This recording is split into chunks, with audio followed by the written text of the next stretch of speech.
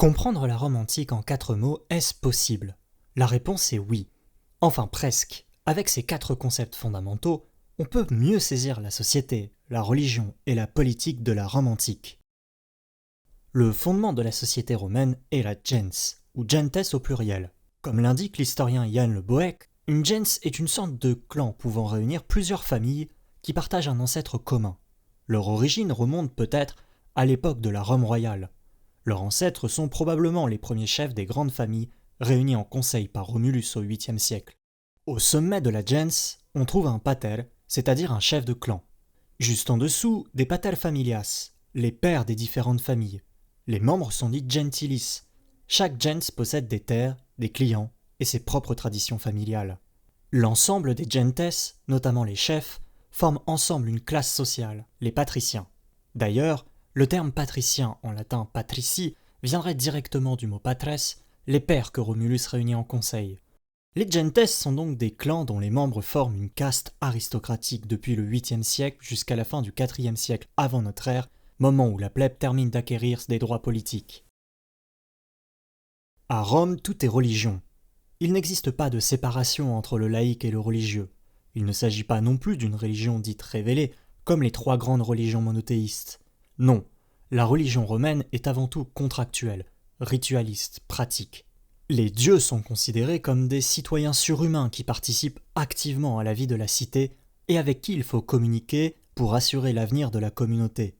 En d'autres termes, chaque citoyen doit entretenir de bonnes relations avec eux pour maintenir la pax deorum ou paix des dieux. Ce qui implique des devoirs et des obligations en fonction de son statut. À Rome, la religion, religio, repose donc sur 3 fondements.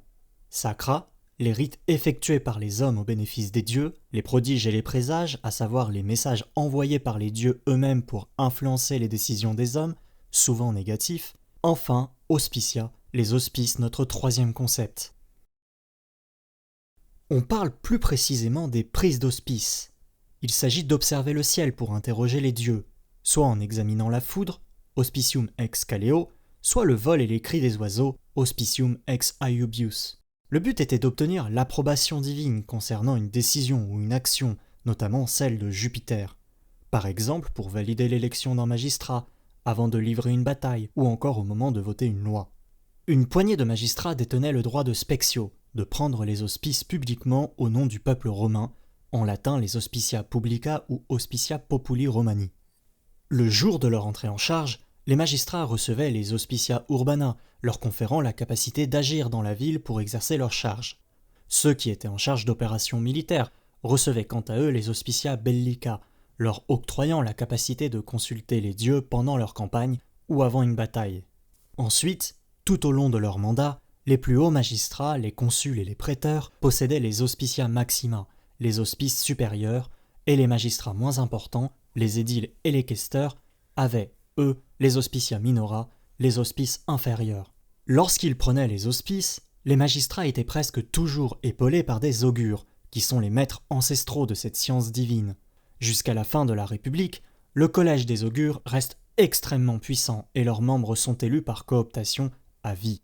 Leur savoir constituait la base de la religion romaine et était transmise siècle après siècle dans les livres expliquant les rites et les formules. On parle même de droit augural.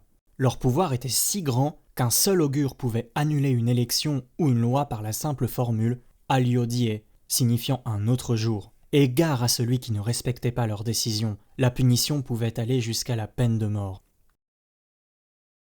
Il s'agit peut-être de l'un des concepts les plus importants de la politique romaine, mais avant tout, il n'a rien à voir avec les imperatores romains.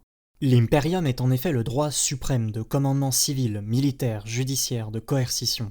À l'origine, l'imperium était confié au roi par les comices curiates. Puis après 509 avant notre ère, les plus hauts magistrats de la République romaine obtiennent ce commandement. Ces derniers sont élus cum imperium, autrement dit avec imperium. On trouve sur cette shortlist les consuls et les préteurs. Les consuls sont les 2 dirigeants annuels de la République, les préteurs sont quant à eux chargés de faire régner la justice entre les citoyens. D'où la nécessité, dans leur cas, d'avoir l'imperium. Le mot imperium est d'ailleurs incomplet. Le terme entier est en réalité imperium domi militiae, car ce pouvoir a une double nature, ou plus précisément 2 zones d'exercice. Il y a donc l'Imperium Domi, le pouvoir politique et judiciaire dans la ville de Rome, et partout en dehors de la ville, l'Imperium Militiae, le pouvoir militaire et juridictionnel. Les deux forment donc, comme nous l'avons dit, l'Imperium Domi Militiae. L'Imperium était extrêmement important pour un consul ou un préteur, car il lui donnait la souveraineté d'agir et de commander. Ce commandement était d'autant plus important qu'il était d'essence divine, et l'aspect religieux donnait aux magistrats, ou plus tard aux princes, un statut tout à fait particulier. C'est notamment le cas d'Auguste César, dont la prise d'hospice de son tout premier impérium, le 7 janvier 43 avant notre ère, lui donnera le statut et l'autorité pour mener sa guerre contre Marc-Antoine. Avec ces 4 concepts, vous comprenez maintenant un peu mieux comment fonctionnait la Rome antique.